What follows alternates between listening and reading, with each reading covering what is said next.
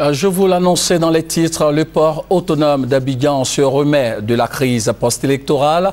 Les activités de ce poumon de l'économie ivoirienne ont retrouvé leur vitesse de croisière avec 22 millions de tonnes de marchandises traitées en 2012 contre 16 millions en 2011. L'information a été donnée au cours d'une rencontre bilan et perspective. Le point avec Ali Diarasouba.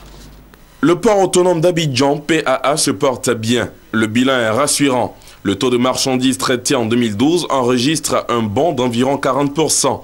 De quoi qualifier 2012 de l'année de la reprise et de la relance des activités du poumon de l'économie ivoirienne. 2012 a été véritablement l'année de la reprise, de la relance des activités, et nous avons pu constater les premières retombées positives de la vision stratégique que nous avons initiée pour repositionner notre port. Nous avons sensiblement atteint pour 2012 le trafic de 22 millions de tonnes. L'embellie observée en 2012 est certes un bon signal, mais des défis restent à relever si véritablement le PAA entend devenir le troisième port leader sur la côte atlantique. Des défis qui se résument en la réalisation de certains projets majeurs. Il s'agit de l'agissement du canal d'Evridi, de la construction d'un deuxième terminal conteneur au port d'Abidjan, de la construction d'un terminal Roro, la modernisation du port de pêche et la création des terrains industriels par emblément.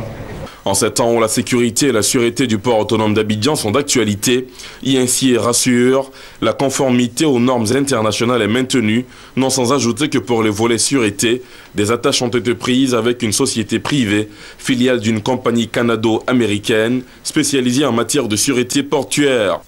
Cette cérémonie a été l'occasion de présenter publiquement le nouveau président du conseil d'administration du port autonome d'Abidjan. Kanté Koli envisage à porter sa pierre à l'édifice PAA, lui qui est dans le milieu portuaire depuis 36 ans. Je vous garantis que j'userai de tous les moyens possibles pour que ces objectifs puissent être atteints.